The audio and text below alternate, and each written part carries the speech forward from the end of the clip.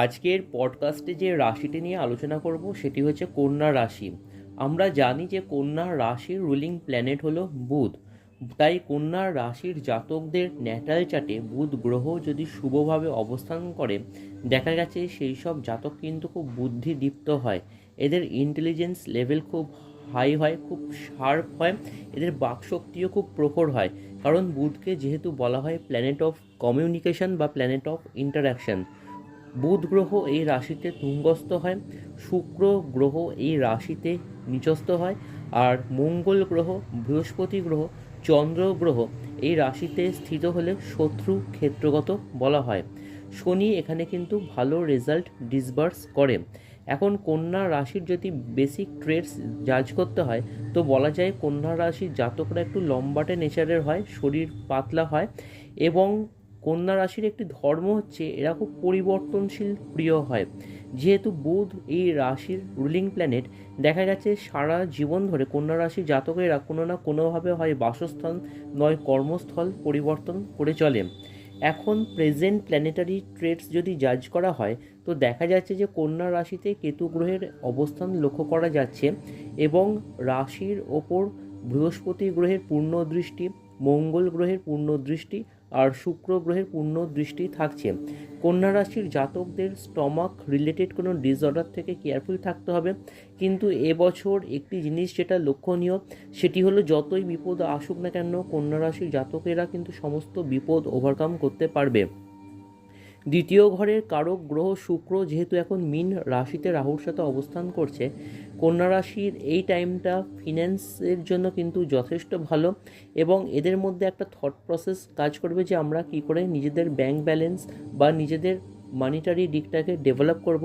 সেই thought process কিন্তু এই মুহূর্তে কন্যা রাশির জাতকদের মাথায় কাজ করছে। তৃতীয় ঘরের রুলিং প্ল্যানেট মঙ্গল এখন রাশির সাপেক্ষে দশমভাবে অবস্থান করছে।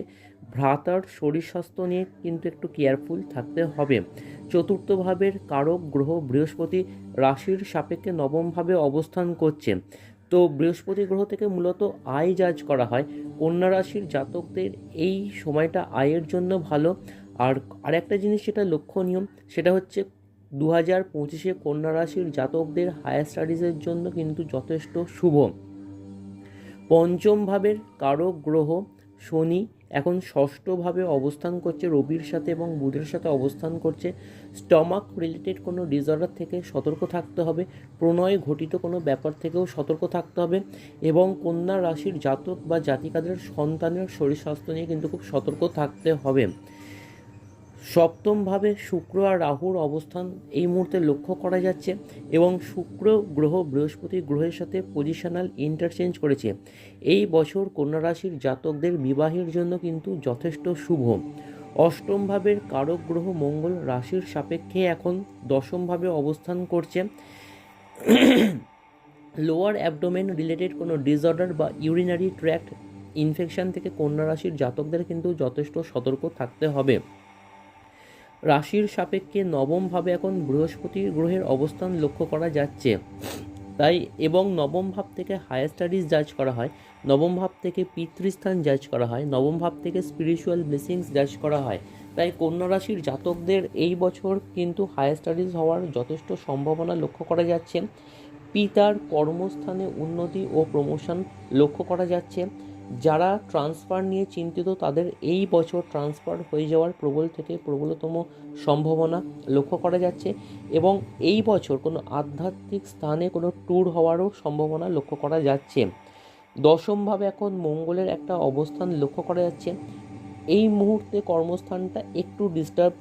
কর্মস্থানে একটু ডিস্টারবেন্স চলছে, বাট মিড 2025 অনওয়ার্ডস কন্যা রাশির জাতকদের কর্মস্থানের ক্ষেত্রে যথেষ্ট শুভ ফল লক্ষ্য করা যাচ্ছে। নভেম্বর 2025 অনওয়ার্ডস রাশির সাপেক্ষে যেহেতু একাদশভাবে বৃহস্পতির অবস্থান লক্ষ্য করা যাচ্ছে, তো নভেম্বর 2025 অনওয়ার্ডস কন্যা রাশির জাতকদের আয়ের জায়গাটা কিন্তু যথেষ্ট ডেভেলপ করবে, মনোবাঞ্ছাও পূরণ হবে, এবং যেহেতু একাদশ ভাবকে বলা হয় ফুলফিলমেন্ট অফ গেইনস, ডিজায়ার্স বা এনি সর্ট অফ উইশেস, যারা চাকরির পরীক্ষা দিচ্ছে তাদের জন্য নভেম্বর 2025 অনওয়ার্ডস কিন্তু শুভফল লক্ষ্য করা যাচ্ছে। এখন রেমিডিয়াল পোর্শনটাকে নিয়ে যদি আলোচনা করতে হয় তো বলা যায় কন্যা রাশির জাতকেরা যেটা করতে পারে সেটি হলো রোজ মা ত্রিপুর সুন্দরীর জপ 108 বার করে করতে পারে। জপটি হলো ওং ওং ত্রিপুরা দেব্যই বিদ্মহে ক্লিং কাম ঐশ্বর্যই ধীমহি সৌ তন্ন ক্লিন্নে প্রচোদয়াৎ ওং। আবার রিপিট করছি, ওং ওং ত্রিপুরা দেব্যই বিদ্মহে ক্লিং কাম ঐশ্বর্যই ধীমহি সৌ তন্ন ক্লিন্নে প্রচোদয়াৎ ওং। এই জবটা কন্যা রাশির জাতকেরা রোজ 108 বার করে করতে পারে, তাহলে যত নেগেটিভ এফেক্ট আছে সেটা কিন্তু অনেকাংশে কমে যাবে।